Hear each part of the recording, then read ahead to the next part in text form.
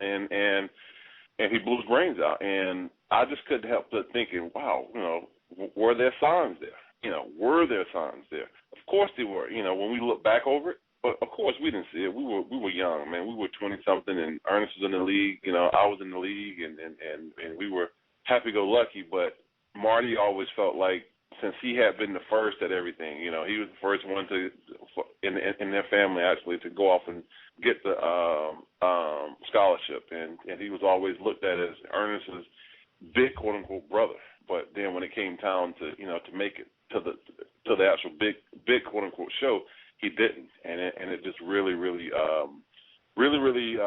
took him to a dark place, man. And obviously there was some other things involved later, alcohol and drugs and everything else. But I just go back to, if you see something, say something.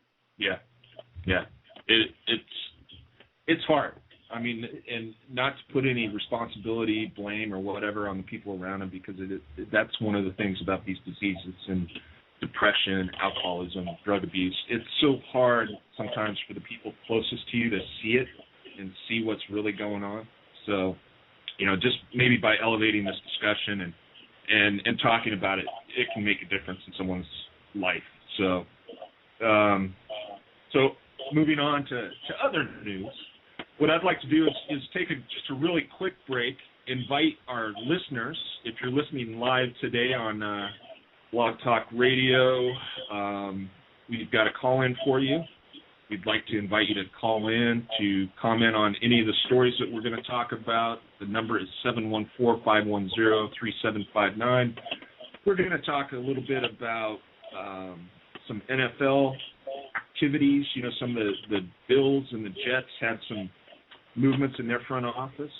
We've got the Kyle Love diabetes story, Rolando McClain, James Harrison, Mario Williams, all that exciting football stuff, and maybe we'll talk a little bit about the NBA playoffs if that's where you're at. We want to talk about that, and just whatever other sports-related stories are coming up that you want to talk about. We invite you to call 714-510-3759. Again, that's 714-510-3759.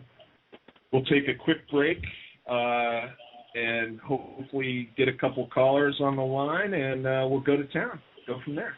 All right? Sounds good. You're listening to First and Life on Blog Talk Radio. All right. Well, that was our quick break. And we got the switchboard wide open. So again, 714-510-3759. If don't hesitate, we'll get you on right away. Let's talk about this Kyle Love story, Corey. That one kind of stood out. He got released by the Patriots because of type 2 diabetes showing up on his blood work. And type 2 diabetes. I'm not a diabetes expert, but it's treatable. It doesn't have to totally impact your life. It's not like he can never play football again. And they saw fit to just let him go.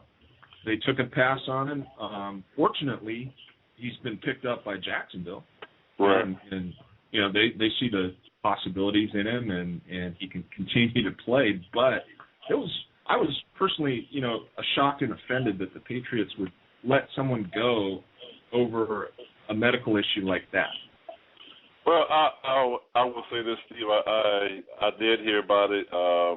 I would go out on a limb and probably tell you that there's more to this story than we're actually reading about, or that we've actually heard about. Now, obviously, at the end of the day, the fact that he was sick, or not sick, he wasn't totally healthy, because as I recall, one article said he was losing weight, and he was losing weight rapidly.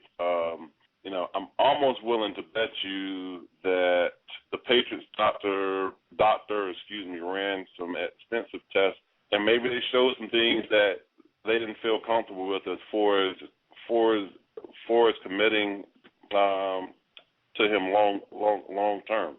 If that is the case, then obviously that is so wrong. But I still say that this was a kid that was essentially undrafted, 6'1", 315 pounds, managed to play his way into the starting lineup, I'm willing to bet you there was some behind the scenes talks about, a new contract, wanting some more money, and believe it or not, the Patriots, if there's been one spot that they've never really had major issues with, that's been their defensive line. They just sort of plugged in some new guy, and they've been able to hold their own. So I'm gonna hold back judgment for right now. I do believe in the coming days we'll probably get some more inside information, about this that'll probably tell the whole tale, man, just as to what actually happened. Yeah, you're right. I mean, we really don't have a lot of information other than we do know that Jacksonville picked him up, and which is a good thing for him. Right, right. I'm happy for him. I'm a little bit surprised that the Patriots would let the spin get out of control at this point, right? To have it come out that he released him because of type 2 diabetes. That seems like a PR nightmare. I mean, there's so many people out there with type 2 diabetes that are functioning at a very high level, very normal level, and this just makes them feel like they've got a disease that no one wants to be around, no one wants to deal with. I don't know. I see it as a rejection, and I don't have type 2 diabetes, so maybe I'm personalizing this way too much. But there is a certain sensitivity there, and as far as other things going on, you're absolutely right. If Kyle Love was if he was like the backbone heart of their defense. Yeah, no, trust me. They would not be letting him go. Put it this way, not trying to be funny. Let's just sum it up like this. If this was Tom Brady, okay, not only would they not be letting him go, but I'm willing to almost bet you Tom Brady would probably become the latest spokesperson for the diabetes foundation. That's where I think the Patriots could have certainly handled it, a tad bit better. But again, hey, they're the Patriots, man. They make the news for various stories. Now, what I will say is this: going into the season, whoever they choose to fill in that hole or that gap, if they aren't playing well, or if they aren't playing at least as well as Love did, you're going to hear about it. You're going to certainly hear about it. Right. Yeah. No. So we'll keep our eyes on that story. I mean, I think there's a possibility here. Kyle Love could become a poster child for type 2 diabetes. It would be awesome if he is able to carry that message and build a legacy there. That's up to him what he wants to do with that. He can, like we always say, Corey, there's a choice here, right? There's a choice to be the victim or the hero. Choices and consequences, my friend. Choices and consequences. So Kyle Love definitely has an opportunity to make that choice, and we'll see what he does. So, yeah, and you're absolutely right. If Tom Brady had type 2 diabetes, I guarantee you every other person, at least in the New England area, would be wearing like a purple wristband or something like that to support that cause. So Make no doubt, bro. Make no doubt about it. But again, I'm not here to bash the Patriots and their front office decisions. What about Renato McClain, man? This is a young man that played for the University of Alabama. He was a first round draft pick by the Oakland Raiders. I think it's been 3 years ago now, Steve. This has been a situation that was pretty much so doomed from the very first day. I think he was in his rookie year. He goes back home to some part of Alabama. He gets arrested for driving under the influence. He has firearms in his car. He has marijuana in his car, and then he goes so far as to basically cuss the cops out, telling them they can't tell him anything. He's Renato McClain, Oakland Raiders football player. We see where that got him in jail. Well, the latest twist is at the tender age, you know, and I say this carefully, but at the tender age of 23, he's essentially retired from the NFL, and he said he retired, or at least his agent and the team, issued a joint statement that said he quit the team to get his life together. Let me see. You're going back to Alabama, not to the school, by the way. He's going back to some small town, I'm assuming, in some part of Alabama. I promise you, whatever millions of dollars he signed for are probably already gone, or at least right at the verge of being gone. You know, I don't know this young man personally, and I'm trying to choose my words very, very carefully here, because here at First in Life, we're all about encouraging people. But these are the kind of stories that sort of make me cringe and almost make me sick to my stomach, because there are 1,000 or 2 or 3 or 4 or 5,000 other young men out here that would just love to have an opportunity to play in the National Football League. Not only has this kid had that opportunity, he was a first-round overall draft pick, and he goes to the Oakland Raiders, right, which his first year he played very, very well, Steve.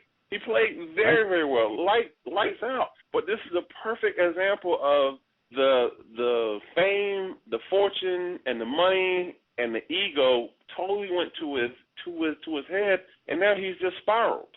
You know, and it's a sad day. Right. Well, it is. And what's surprising to me is the Raiders actually made a good move. I forget how long ago it was. It's been a while, a couple years maybe, where they hired Lamont Winston as their director of player engagement. And in that role, and Lamont Winston is basically a life coach, and that's where he was coming from, and they hired him to be in that mold for their organization, to coach their players, to make sure that this kind of stuff didn't show up. But that's what makes it so strange and kind of really sad. The guy's 23 years old, has missed out on a lot, right? He's already suffering consequences from some bad decisions, and he seems a little directionless right now. He's definitely a little bit short-sighted, if you will. And again, I don't know the entire history of this kid's life, but I guess what's so amazing is he went through 4 years of college football playing under Nick Saban. Never sniffed trouble. You never heard anything about him, all right? Then all of a sudden, you're a first-round draft pick by the Oakland Raiders, and you get a little bit of money in your pocket, and you just go a fool. I don't know. I don't know. Again, I'm trying to choose my words carefully here, so I can't really say what I really want others to say. But God watch over him, bless him, man. I truly hope he figures it out. I think the Baltimore Ravens had actually signed him last, Steve, so he was 10 days into that contract. Once again, there's a constant theme here. He was back at home, and he got arrested again. Okay, that's right. I'm not a doctor. I'm not a psychiatrist, but hell, common sense says stay away from home. That's where all of your troubles are actually coming from. Stay out of Alabama. Stay out of the state of Alabama. Go somewhere else. Grow up. Because I tell you right now, Hello? I'm still here. Who is that? Hey, this is Mike in Pittsburgh, Corey. I called last week. How you doing? I'm well, Mike. I'm very, very well, man. What is your question of the day for First in Life? Well, I got two comments and 2 questions. I'd like to talk a little bit about SEC football and your old school, South Carolina, the Gamecocks. I welcome that. Go for it. Well, Corey, I've said my entire life Lawrence Taylor was the best defensive player I've ever seen. No one was really close. Maybe Reggie White, another player you know well, Bruce Smith. Jadeveon Clowney, he's getting a lot of hype, and I think he's going to live up to it. I've never seen someone